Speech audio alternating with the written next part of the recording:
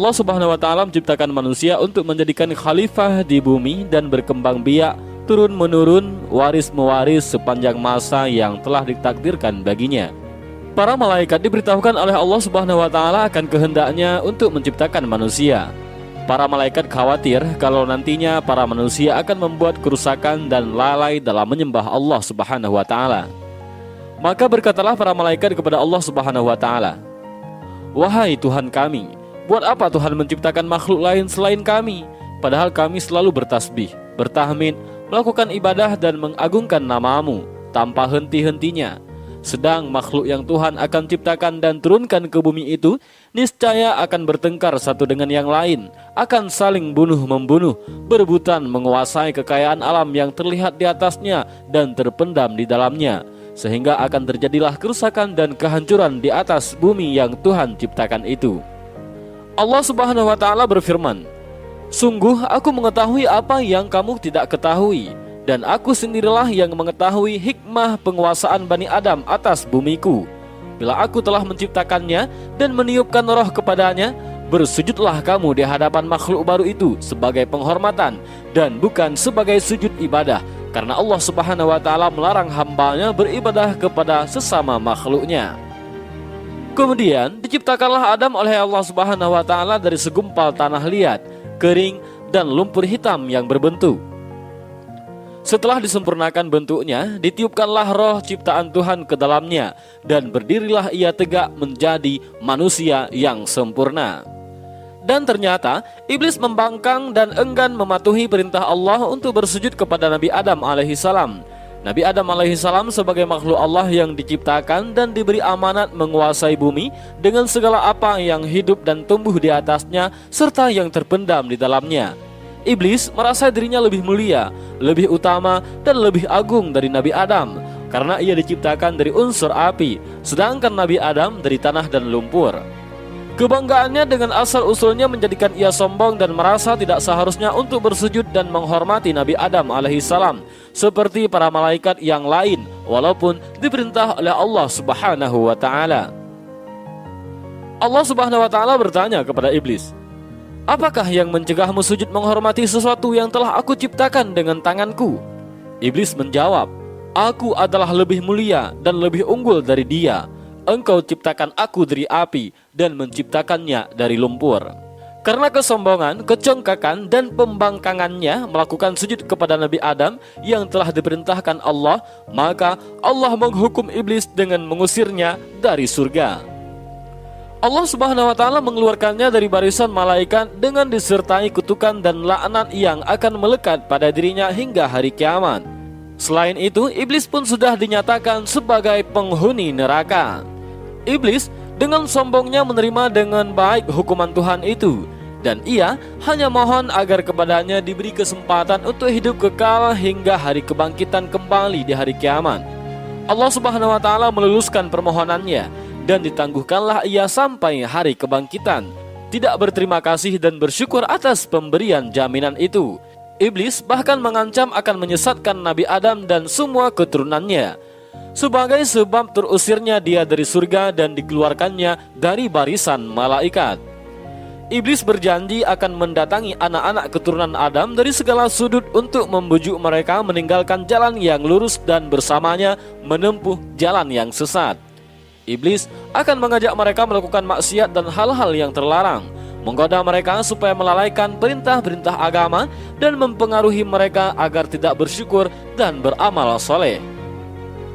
Kemudian Allah Subhanahu wa taala berfirman kepada iblis, "Pergilah engkau bersama pengikut-pengikutmu yang semuanya akan menjadi isi neraka jahanam dan bahan bakar neraka. Engkau tidak akan berdaya menyesatkan hamba-hambaku yang telah beriman kepadaku dengan sepenuh hatinya dan memiliki akidah yang mantap yang tidak akan tergoyah oleh rayuanmu, walaupun engkau menggunakan segala kepandaianmu dan menghasut dan memfitnah."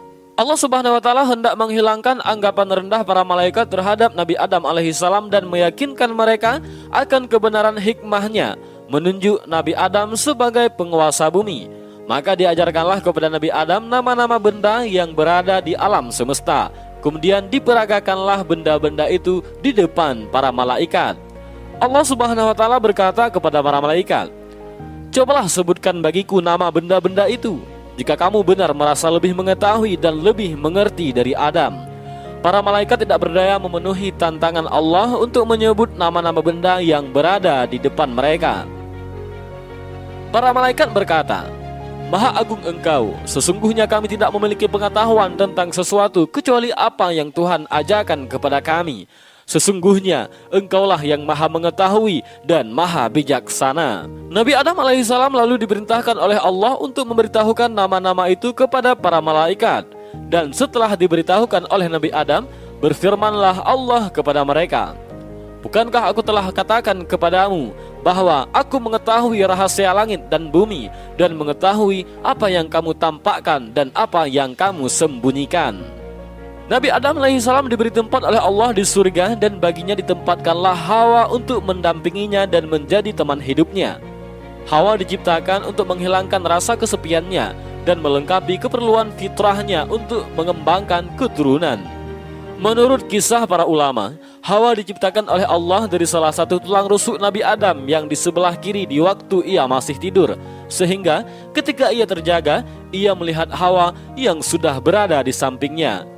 Nabi Adam alaihissalam ditanya oleh malaikat, Wahai Adam, apa dan siapakah makhluk yang berada di sampingmu itu? Nabi Adam alaihissalam menjawab, seorang perempuan. Siapa namanya? Hawa, jawab Nabi Adam. Kemudian malaikat bertanya kembali, untuk apa Tuhan menciptakan makhluk ini? Nabi Adam menjawab, untuk mendampingiku, memberi kebahagiaan bagiku, dan mengisi keperluan hidupku sesuai dengan kehendak Allah Subhanahu wa Ta'ala. Allah Subhanahu wa Ta'ala berpesan kepada Nabi Adam, tinggallah engkau bersama istrimu di surga, rasakanlah kenikmatan yang berlimpah-limpah di dalamnya, rasailah dan makanlah buah-buahan yang lezat yang terdapat di dalamnya sepuas hatimu dan sekehendak nafsumu. Kamu tidak akan mengalami atau merasa lapar, dahaga ataupun letih selama kamu berada di dalamnya. Akan tetapi aku ingatkan, janganlah engkau makan buah dari pohon ini yang akan menyebabkan kamu celaka dan termasuk orang-orang yang zalim. Ketahuilah bahwa iblis itu adalah musuhmu dan musuh istrimu. Ia akan berusaha membujuk kamu dan menyeret kamu keluar dari surga, sehingga hilanglah kebahagiaan yang kamu sedang nikmati ini. Sesuai dengan ancaman yang diucapkan ketika diusir oleh Allah dari surga akibat pembangkangannya, dan terdorong pula oleh rasa iri hati dan dengki terhadap Nabi Adam, iblis mulai menunjukkan rancangan penyesatannya kepada Nabi Adam dan Hawa yang sedang hidup berdua di surga yang tentram, damai dan bahagia. Iblis berkata kepada Nabi Adam alaihissalam dan Siti Hawa bahwa ia adalah kawan mereka dan ingin memberi nasihat dan petunjuk untuk kebaikan dan mengekalkan kebahagiaan mereka. Segala cara dan kata-kata halus digunakan oleh iblis untuk mendapatkan kepercayaan Adam dan Hawa bahwa ia betul-betul jujur dalam nasihat dan petunjuknya kepada mereka. Ia membisikkan kepada mereka bahwa larangan Tuhan kepada mereka memakan buah-buahan yang ditunjuk itu adalah karena dengan memakan buah itu mereka akan menjelma menjadi malaikat dan akan hidup kekal.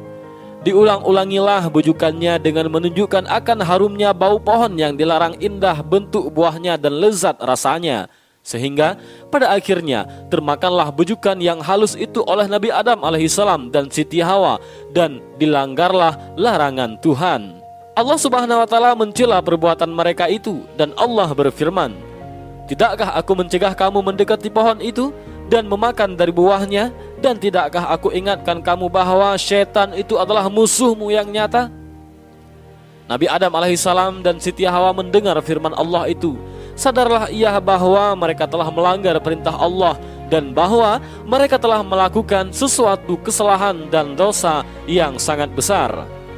Mereka berkata, wahai Tuhan kami telah menganiaya diri kami sendiri dan telah melanggar perintah-Mu karena terkena bujukan iblis. Ampunilah dosa kami, karena niscaya kami akan tergolong orang-orang yang rugi bila Engkau tidak mengampuni dan mengasihi kami. Allah Subhanahu wa Ta'ala telah menerima taubat Nabi Adam dan Siti Hawa serta mengampuni perbuatan pelanggaran yang mereka telah lakukan. Allah telah melegakan dada mereka dan menghilangkan rasa sedih akibat kelalaian peringatan Tuhan tentang iblis, sehingga terjerumuslah mereka menjadi mangsa bujukan dan rayuan yang manis namun beracun itu. Nabi Adam dan Siti Hawa merasa tentram kembali setelah menerima pengampunan Allah dan selanjutnya akan menjaga jangan sampai tertipu lagi oleh iblis. Akan tetapi Allah telah menentukan dalam takdirnya apa yang tidak terlintas dalam hati dan tidak terfikirkan oleh mereka.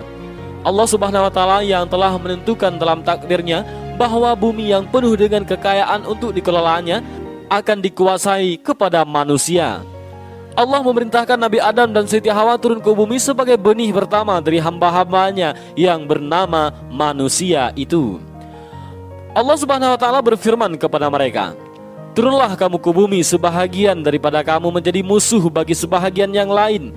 Kamu dapat tinggal tetap dan hidup di sana sampai waktu yang telah ditentukan." Turunlah Nabi Adam dan Siti Hawa ke bumi menghadapi cara hidup baru yang jauh berlainan dengan hidup di surga yang pernah dialami dan yang tidak akan terulang kembali. Mereka harus menempuh hidup di dunia yang fana ini dengan suka dan dukanya, dan akan menurunkan umat manusia yang beraneka ragam sifat dan tabiatnya, yang berbeda-beda warna kulit dan kecerdasan otaknya. Umat manusia yang akan berkelompok-kelompok menjadi suku-suku dan bangsa-bangsa, di mana yang satu menjadi musuh yang lain, yang saling bunuh-membunuh, menganiaya-menganiaya, dan saling tindas-menindas.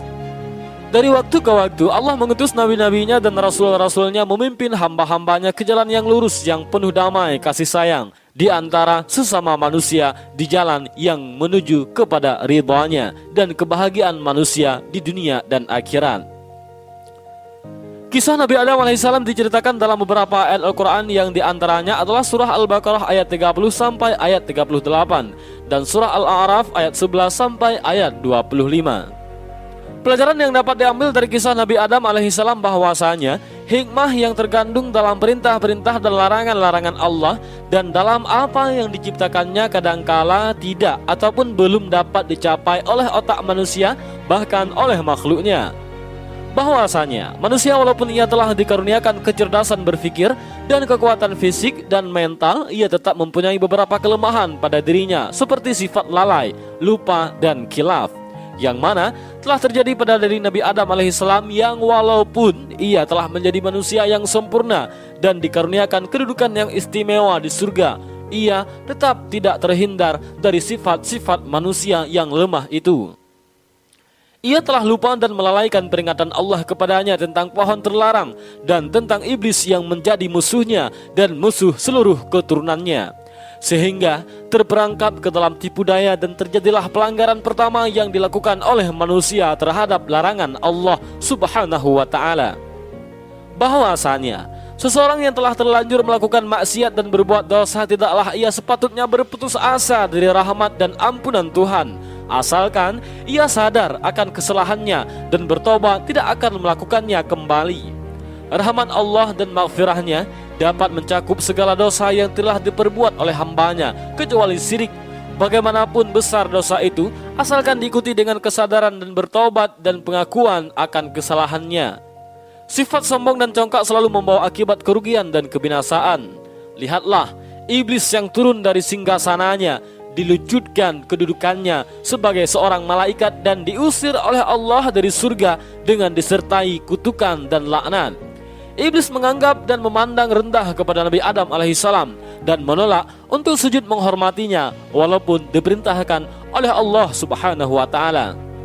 Dan semoga dari kisah Nabi Adam alaihissalam ini kita dapat mengambil hikmah dan menjadi pembelajaran bagi kita semua. Dan inilah kisah tentang Nabi Adam alaihissalam.